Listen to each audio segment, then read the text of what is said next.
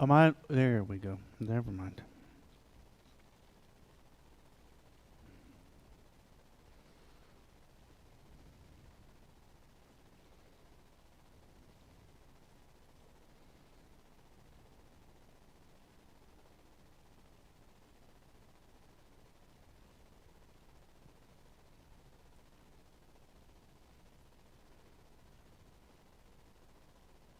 So what I want to do is I want to show you. Uh,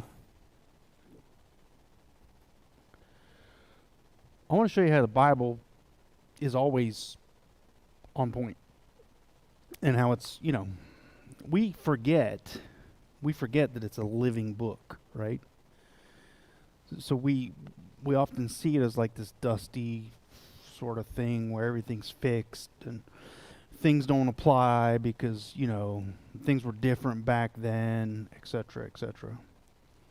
And it's totally not true, obviously.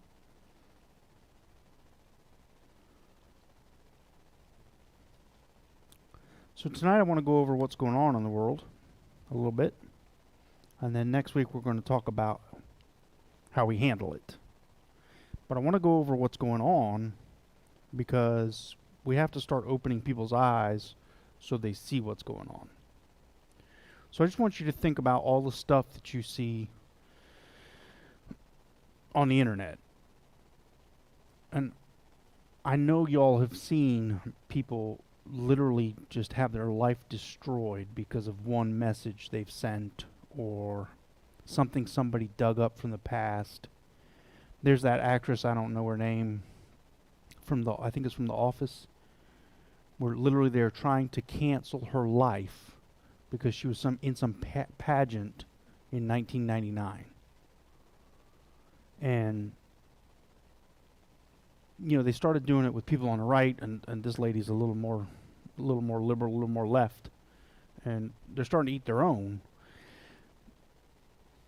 And while you would say that's a good thing, it's not, because it puts us in a very kind of dangerous place. And so in the Bible, the books in the Bible are written for specific things, right? So the letters to the church of Corinth were written specifically for the church of Corinth. So there's things in there about attire or the way you look or the way you handle yourself that don't apply to us because it was speaking directly to the church of Corinth at the time. And it is applicable to some people because that's how they believe, and that's fine, right? So the Timothy letters were written to Timothy. And Timothy, I guess the best way to put it is, Timothy is like the next replacement for Paul, right? And so when you think about that from that perspective, like he was training under Paul. And so when you stop and think about that, you think, well, that's a lot of responsibility. So the letters of Timothy don't apply to me. The thing is they do. Because if you're going to serve God, then you're no different than Timothy, because that's all he's doing. Right? And so, there's a lot of guidance in here, but in 2 Timothy in chapter 3, he's warning about a specific thing that is happening where there's false teachers coming into the church. And he's talking about how they're attracting followers with their false teaching and the problems that are associated with it. But in this conversation, he turns this into this thing about the last days. Now, y'all know I hate talking about the last days because it's not pertinent to us. If today is the last day, it should not change your behavior, right? Jesus could come back tonight, or he could come back in 1,000 years. I have no idea. It should have no bearing on how I live my life. So when I use the term last days, what I'm actually doing is I'm thinking, from my perspective, the last days started as soon as Jesus went back to heaven. That marks the last days, because the next time he comes back is over, right? So we are in the last days. So there's this thing in chapter 3 here that I find absolutely fascinating for the time that we're in. And I want to go through it with you, and then next week we're going to talk about what we can do about it. This week I just want to focus on what is going on and show you how you need to be able to spot this, because we've got to become aware of it, right? So what we're doing now is, and I know I've talked about this endlessly, but what we're doing now is we're all allowing ourselves to be put into little groups. And as long as we're in the little group, we're happy. But the moment that somebody invades our group or accuses our group, we attack them. Right? I'm not saying you do this. I'm saying our general population does this. So if somebody has a differing opinion in you, let's just say that you're a let's just throw this out there, right? You're a, not necessarily a Trump fan, but you like Trump, and now Biden's in office. And if you meet somebody who likes Biden and the things that he's doing, you're like, "What is wrong with you?" Right? And your natural instinct is to be like, "There's something wrong with you. You're a horrible person. How can you see that this is good?" They see things exactly the opposite way. This puts us in this predicament that we're in, which is talked about here. So in 2 Timothy chapter 3, it starts out, it says, "But realize that in the last days difficult times will come." So if we look through history, everybody's been through difficult times, right? We've had the Civil War. Well, we can go back further. In the United States, we've had the Revolutionary War, the Civil War. We've had World War I. We've had the Great Depression, which led to World War II. We've had the flu pandemic of the 1919. We've had Korea and Vietnam, which were just a mess. We've had the 70s, which were a mess, especially the late 70s.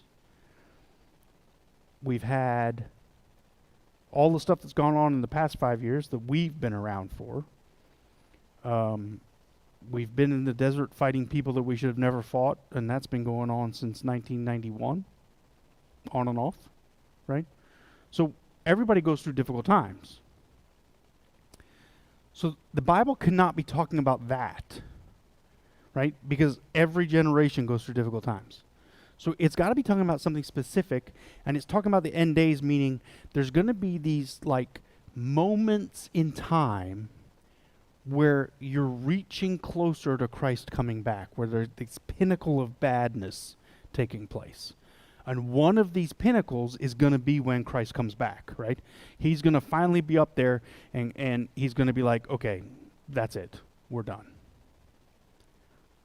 And the reason why it's important to see these things is because, and I know this is counterintuitive, we're supposed to want to be in the presence of Christ. We're supposed to look forward to being in heaven, and we're supposed to kind of be forlorn that we're stuck here. Okay? That's how we're supposed to be. The thing is, as a Christian, as a true Christian at heart, you should want to delay the return of Christ as long as possible, so as many people as possible can go into the kingdom of heaven, right? So although I want to see Jesus and I want him to come back, hold on, because I feel like I've got work that you want me to do, right?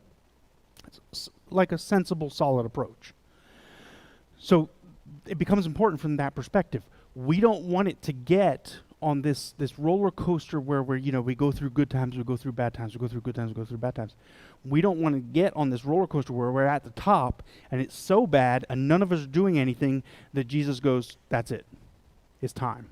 Because then all of those people that could have been going to heaven, could have had a relationship with Christ, all of a sudden now they're destined for hell for the rest of their lives because they failed to see. And in that level of responsibility, we failed to do something. So you don't see yourself as a Peter or Paul or Timothy or Bartholomew, right? You big Bartholomew fans out there. We don't see ourselves as that, but we are. We are. That's your job. And this actually came up in a conversation with my son this afternoon. This is stupid, but it to me, it just clicked. We were behind this car, and it had a license plate that said Batman, right? And we were talking about it, we were joking about it. And I said, how come nobody wants to be Robin? Right? And the answer is because Robin's a dork compared to Batman. Batman is, he's got the money, he's got the car, he's got the cave, he's got the belt. He's got it all. The thing is, when it comes to God, we either want to be Batman or not involved. None of us want to be Robin. Like, we're not interested in being Robin. And so we let this stuff build up and build up and build up and build up because we're not involved. Because if we can't be Batman, it's not worth my time. So now that I've given you a spiel why we're going through this, let's go through it. So, but realize this, that in the last days, difficult times will come. And look what, we're going to go into detail here, but look at what it says. And when it says men, it means everybody, right? It says, for men will be lovers of self, lovers of money, boastful, arrogant, revilers, disobedient to parents, ungrateful, unholy, unloving, irreconcilable, malicious gossips, without self-control, brutal, haters of good. That's just verse 3, 2 and 3. So I want to go through these because sometimes we don't necessarily understand what Scripture is actually telling us. So let's look at the first one. Men will be lovers of self. If you love yourself, what does that mean? Don't I tell you all to love yourself all the time? So it can't be, right, you said selfish, right? It can't be just me looking in the mirror being like, God made me, I may have flaws, but he made me this way, so I love me. That's not what it's talking about. So if you're a lover of self, who is your God? You are, right? Can't have that. How many people do you know right now off the top of your head that believe that they are their own God? Probably a lot, unfortunately. I don't want to get into that right now. Let me not go down that rabbit hole. Lovers of money. This one's obvious, right? Money is not the root of all evil. The love of money is the root of all evil. Money is nice. Money makes life easy. I did some stuff today outside that I could have paid somebody to do and probably should have because I ended up getting overheated and felt sick and had to go inside and take a cold shower. But I did that because I didn't want to spend the money. Money's handy. The love of money means that money is your God. And I know you guys know this. But I want you to think of the things that interest you. And out of those things that interest you, how many of them revolve around money? Right? So, let's say, I don't know, I'm the worst at pulling these things out of the air. But let's say that all your life you dream that you want to, I don't know, have a super yacht. They're very expensive. You have to have a crew. You have to have it maintained all the time. You have to pay taxes when you're in ports, right? It's a lot of money, like unbelievable sums of money. If that's what you're into, then what is your sole focus? Your sole focus is attaining the money to be able to have that thing, right? So in your life, think about the things that you find interesting. Think about the things that attract you, and think about the things that you chase after. And if money is at the root of those, you need to change it. And it's going to be hard. But one of the ways you can do it Like Pedro and I were just talking about disappearing on a sailboat, right? Like, see you later, I'm gone. Sailboats are expensive. A good sailboat, a decent sailboat of a decent size would be $250,000. Or you could buy a little bit smaller one that needs a lot of fixing up for $8,000 from somebody, right? All of a sudden, you're not focused on the money anymore. Now you're focused on the dream. You see the difference? So like, if you're into cars, you go to a car show and you see a car that's all fixed up. And the asking price of that car is absolutely ridiculous. And you can find, one that's all junked up and needs a lot of work, and you can buy it and bring it to that. You're no longer focused on attaining the money to get what you want. You're focused on getting what you want. So bring that into the kingdom of God. Okay. I want a relationship with the Lord. And I want to feel led by Him. I want to feel His presence. I want to know that He's in control of my life. The focus is on reaching the end goal. The focus is on being Batman. God is asking you to be Robin. He's saying, look, if you want me to be in control, then do this one little thing. No, I can't. That's not important enough. No, I'm God. I'm asking you to do this one little thing. If you can't do this, then we're never going to get to that.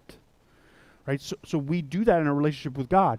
And so you see these things, our whole society is focused on money. And if they're focused on money, meaning having money, showing off your money, I mean, it's ridiculous because I see it everywhere because I'm on Instagram, I'm on TikTok, I'm on Twitter, right? It's everywhere.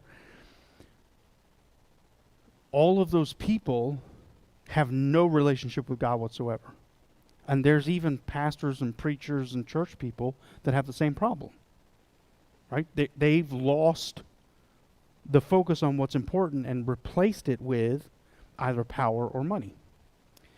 So lovers of money is a common problem, and you really need to pay attention to this one because God is getting ready, I believe, to take a lot of it away from a lot of people. It's happening. Boastful.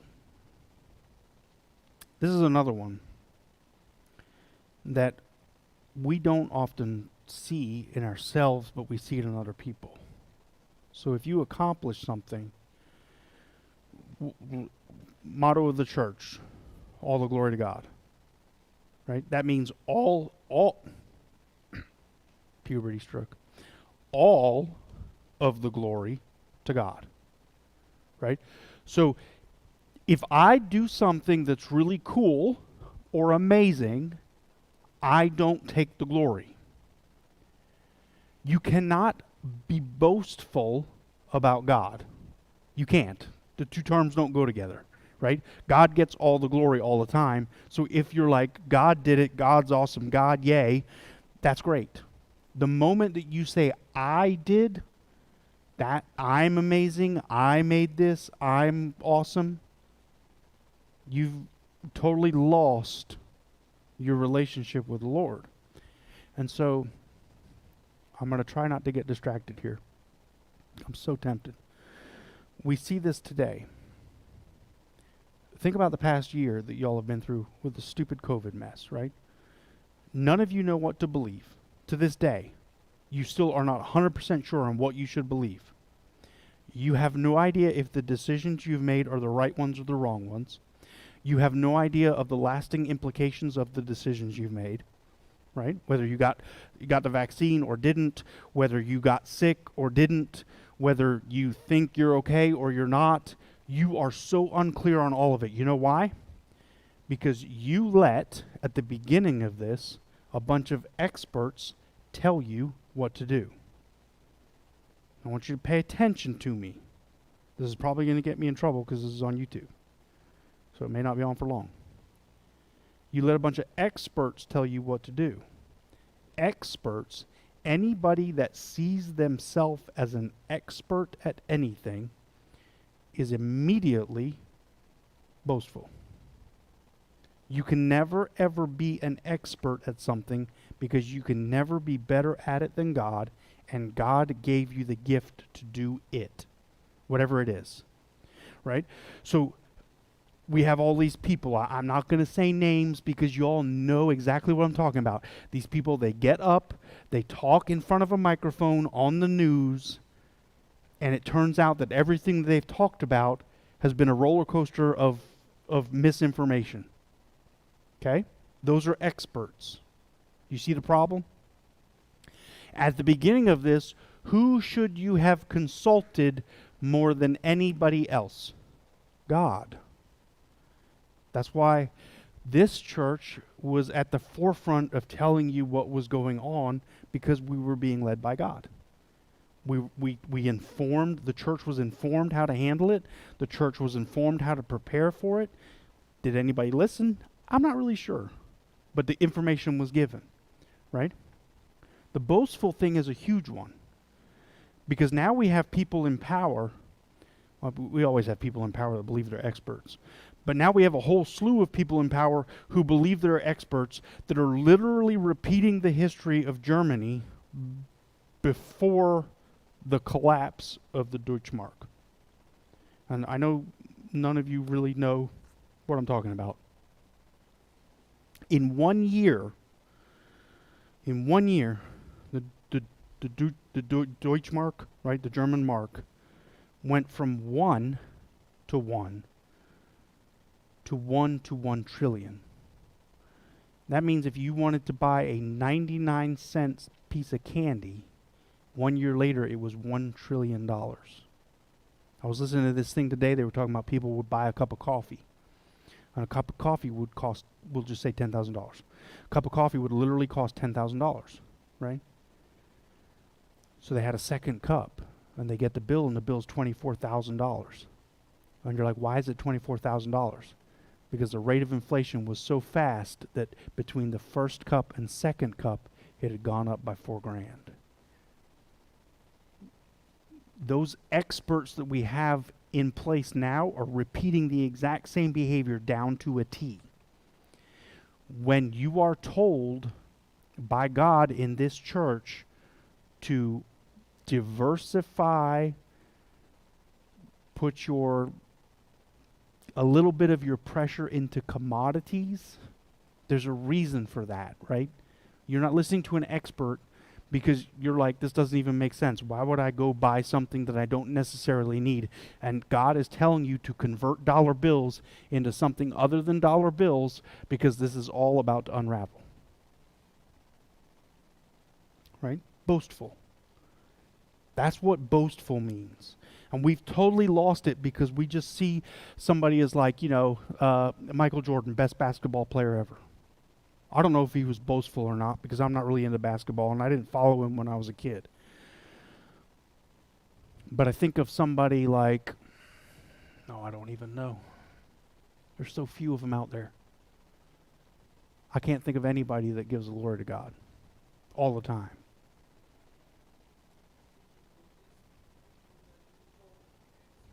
Mm-hmm.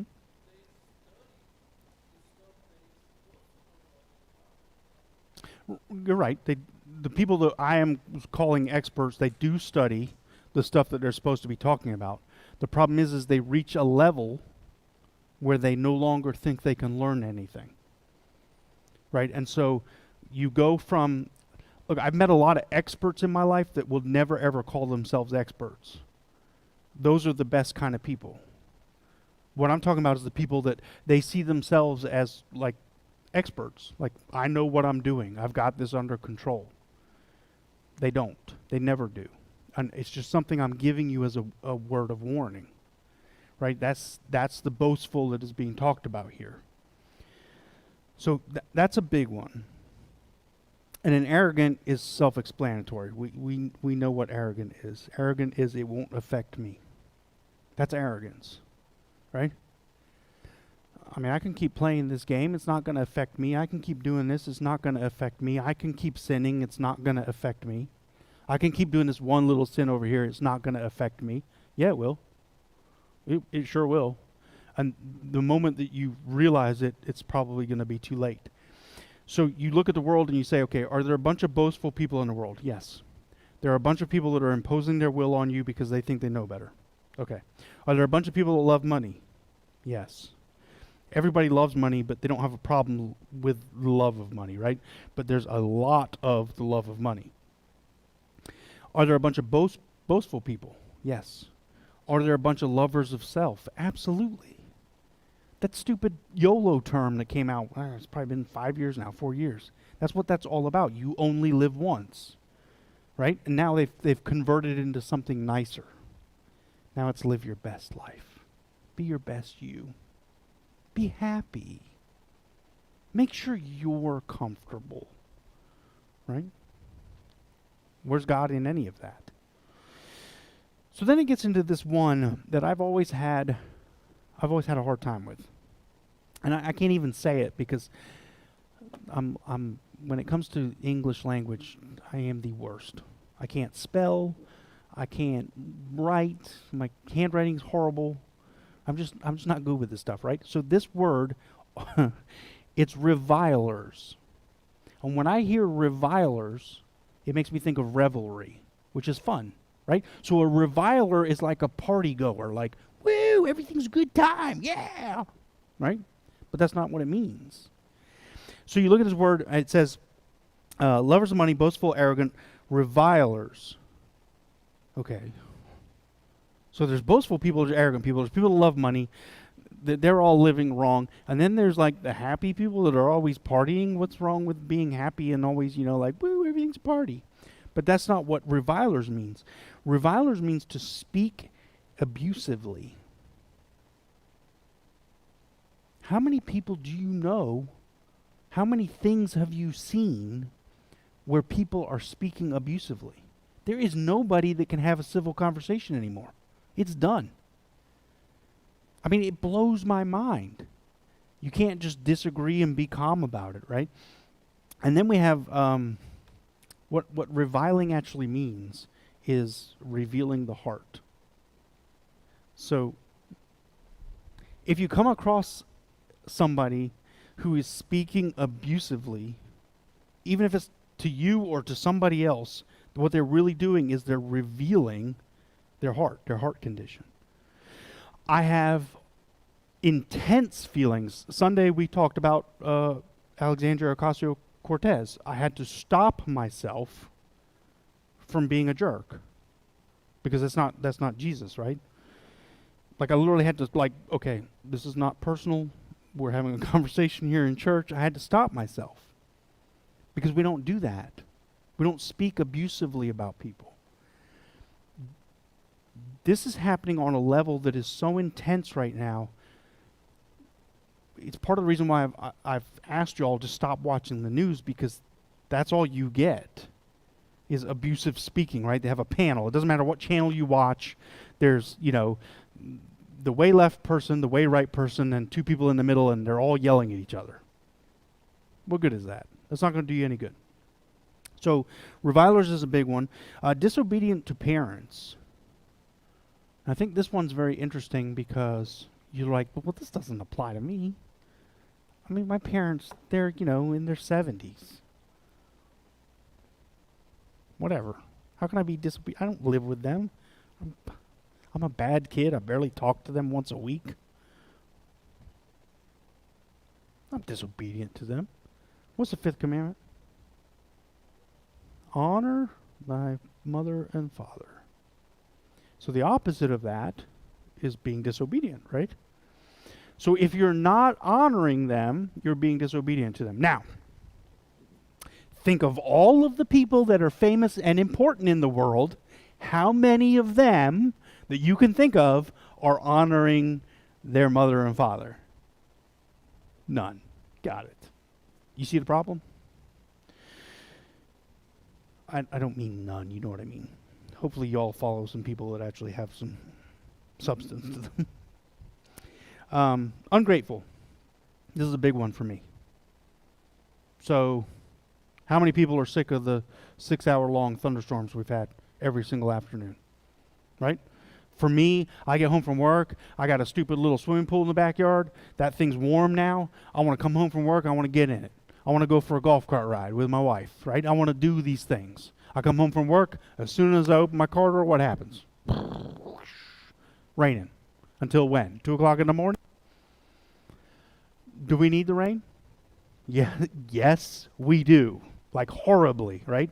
I planted pine trees this year. About half of them are dead because we went through that huge, long dry spell where it was really hot and dry. We need the rain. Be grateful for it. Yeah, it stinks. Yeah, I've been stuck inside. Haven't got to do anything I wanted to do, right? So what? We need the rain. But this goes on such a deeper level. Like, you know the term first world problem? Right? People joke about this all the time. Like, oh, I got in my car this morning and the air conditioning just wasn't quite right. Oh, first world problem. That is an indication of not being grateful. So I always take this approach to life, which you guys know this, but you wake up in the morning, if you open your eyes, the first thing out of your mind should be thank you.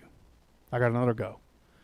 I may know that today's going to stink, right? I just went on a business trip to Washington. Not Washington. Lord, no. Wisconsin. It's 15 hours in a truck. 15 hours there, 15 hours back, right?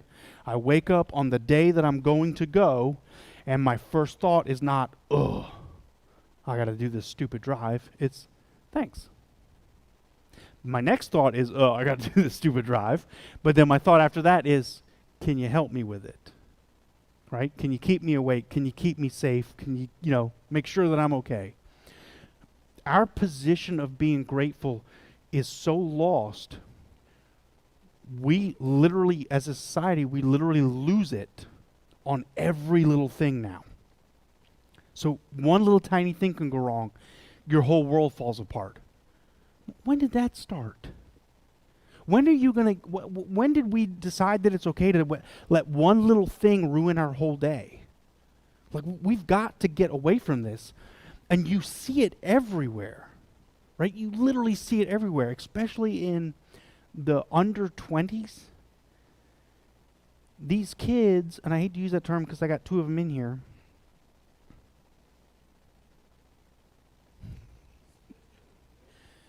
Relationships they're the worst, aren't they? And Pedro, you're absolutely right, because even people in their 30s and 40s, there's no fight left anymore. And I don't mean fight in a bad way, I mean fight in a good way. We'll just get divorced, it's not worth it. What? You can't for 1 second stop and remember why you got married? And work on that and focus on that and be grateful for that? Are things always a bed of roses? Heck no. In fact, 90% of the time they're not. It's the 10% of the time that they are that you hang on to, right? That's being grateful. Oh, I hate my job. My life stinks. I hate my job. It's horrible. I don't make enough money. I can't afford a new car. Did your car bring you to work this morning? Yes. Do you have a car? Yes. Where you at? Be grateful. And we've taken this kind of, in a negative way, righteous step where we believe that we deserve everything, and when we don't have it, we're being mistreated. God giveth and God taketh away all of the time. Make it a point in your life, the people that you see that are ungrateful, if they are in any way leading you in life, get away from them. And I mean that sincerely. Okay? Unholy. Unholy, you're like, unholy's a tough one. Because aren't we kind of all unholy? I mean, I know Jesus makes us holy, right? I've preached that a million times. But we're all sinners. So there is a part of us all that's unholy, right? So what you have to remember is, from a biblical point of view, unholy means disregard for what is holy. You do not have disregard for what is holy. You may do some unholy things from time to time, but you still regard God as holy, His belief structure as holy, the church as holy, right? You're here at Bible study. Obviously, there's some part of this that you think is holy. So you don't have a complete disregard. Now think about the people that have a complete disregard for everything that is holy. Those people are scary. And the point of all of this, it goes on and it says unloving, irreconcilable. Irreconcilable is another one that's kind of tough. It means like won't compromise. Right? You know, there's a lot of people right now that just will not compromise on anything. Malicious gossips, so that's gossiping with intent to harm. Without self-control. And then there's this word brutal. And I find this fascinating because for me, brutal means like a brutal attack. Like somebody attacks somebody with a baseball bat and just bash their face in. Right? That's brutal. But that's not actually what brutal means. I need to look at my notes to make sure I got it right. So what brutal actually means is lack of intelligence combined with a lack of passion. That's an intense definition, isn't it? Now think about that. And you think about the things that you term as brutal, they fall into that category, right? Why would you bash somebody's head in with a baseball bat? That's definitely lack of compassion, and it's most definitely a lack of intelligence. Nobody needs their head bashed in with a baseball bat. That's brutal. So, but from a biblical point of view, they want you to, God wants you to focus on the lack of intelligence and lack of compassion. So was Jesus ever stupid? Like, have you ever thought about that? Even when he was a kid, teacher would call on him, hey, Jesus, what's 5 plus 5? He'd never be like, 11. Right? He wasn't stupid. It's impossible for him to be because he's God. If God is in you, I'm going to be bold and say, if God resides inside of you, it brings your intelligence level up. To the point that to some people, you may actually look stupid because you're not following what is the norm.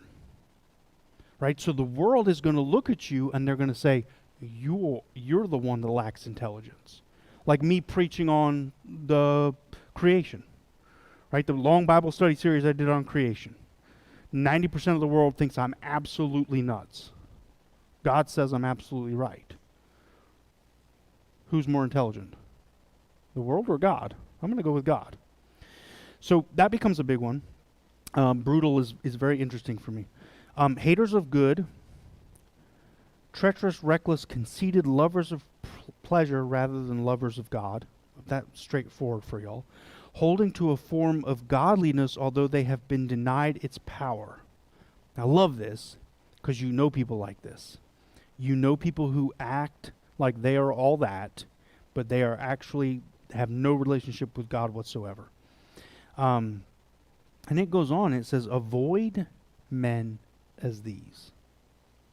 So here's the thing, right? Here's the pickle. And we'll finish here tonight. We'll finish on this one because we're getting kind of late. Here's the pickle here. The whole purpose of the conversation that we're having tonight is so that you're aware that we're coming up to one of these peaks where things are getting about as bad as they get, right? The whole point of us being on Earth is to be Robin to Batman, right? God is Batman, we're to be Robin. We're to be his helpers, his sidekick.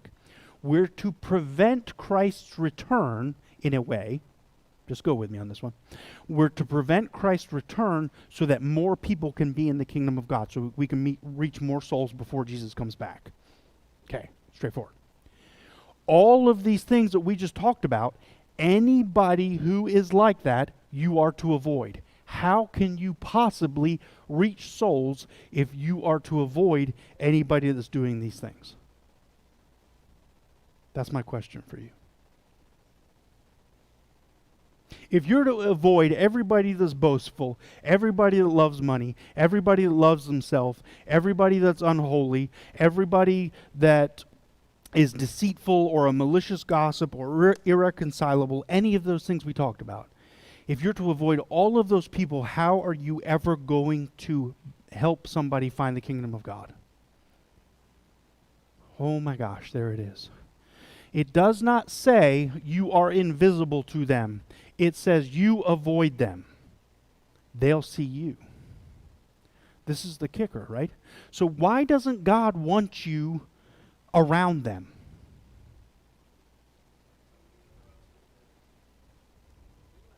So you don't become like them.